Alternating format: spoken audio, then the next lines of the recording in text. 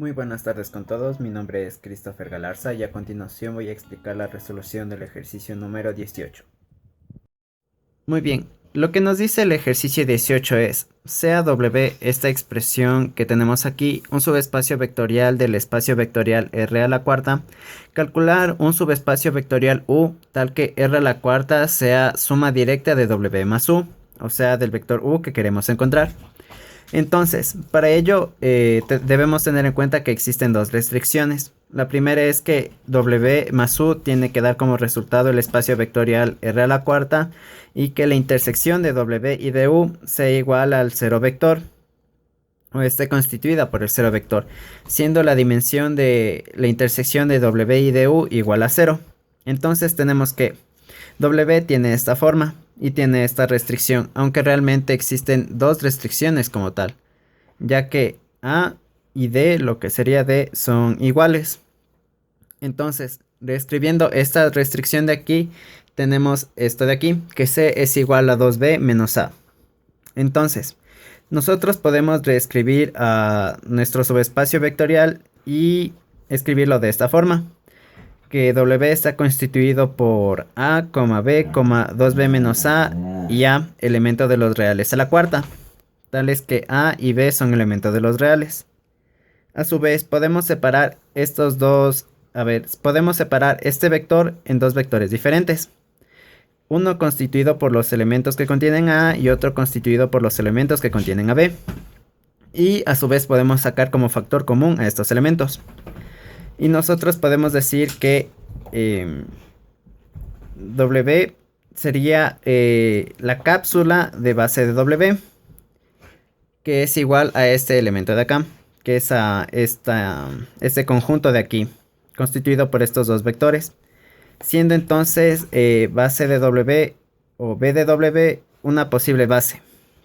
Para confirmar que es una base y no solo quedarnos en esta parte, tenemos que hacer la combinación lineal con base de W para ver si es que es linealmente independiente, el cual es nuestro objetivo en este momento.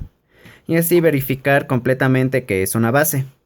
Entonces, para ver si es linealmente independiente, nosotros procedemos con la combinación lineal nula, en la que tomamos una variable multiplicando al primer vector, otra variable multiplicando al segundo vector, y eso debe ser igualado a cero, al cero vector de nuestro espacio vectorial, de este subespacio vectorial.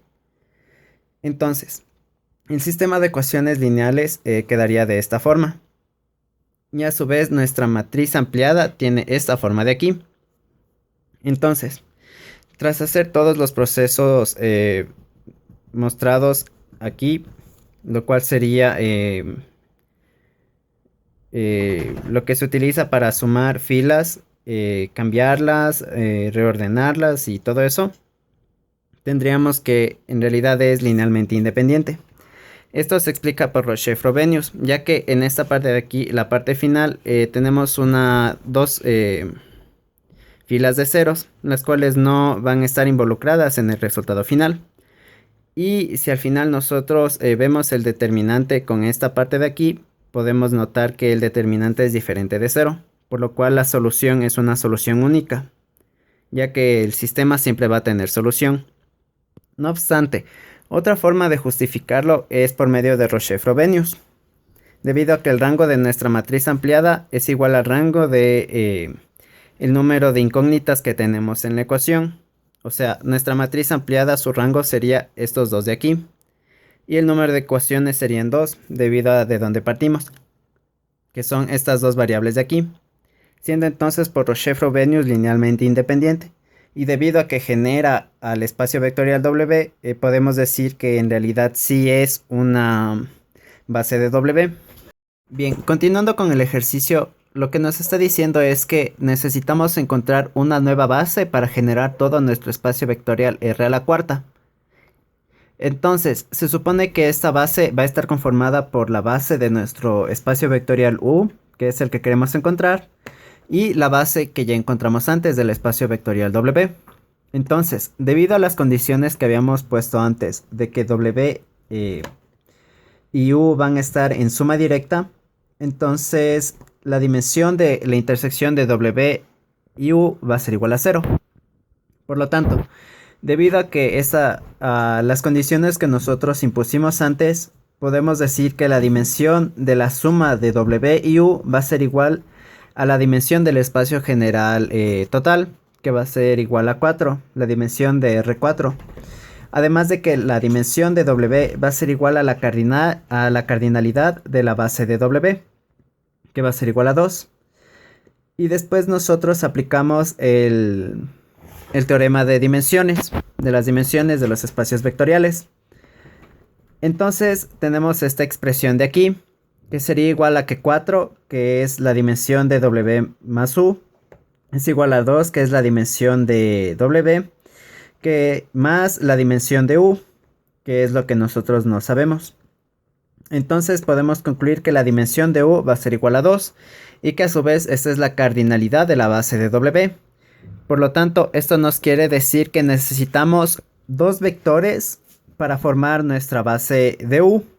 O sea que U va a ser generado por una base que está conformada por dos vectores.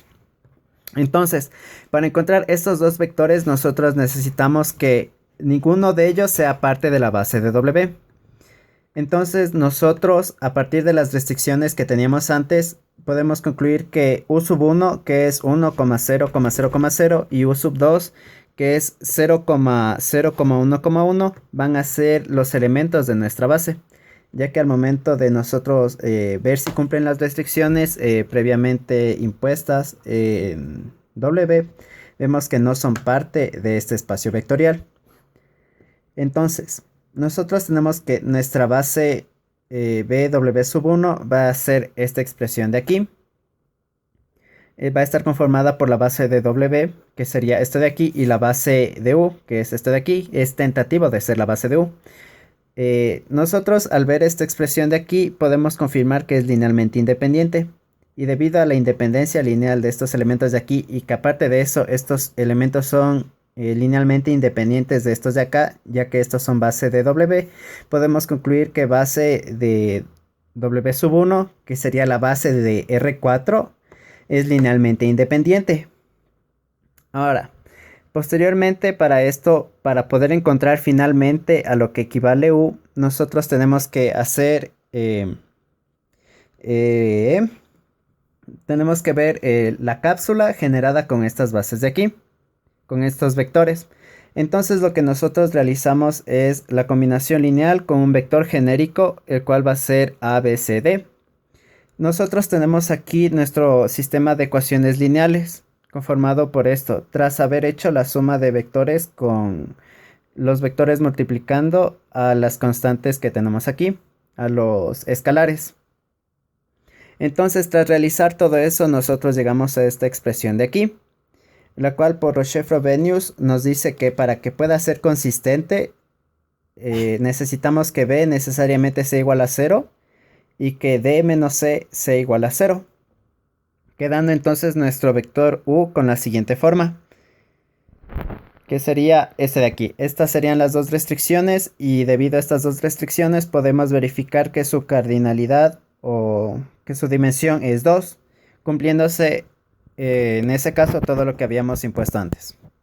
Finalmente, la segunda parte del ejercicio nos dice calcular una W elemento de W y una U elemento de U, tal que este vector de aquí, menos 1,1,1,1, sea igual a la suma de estos dos vectores.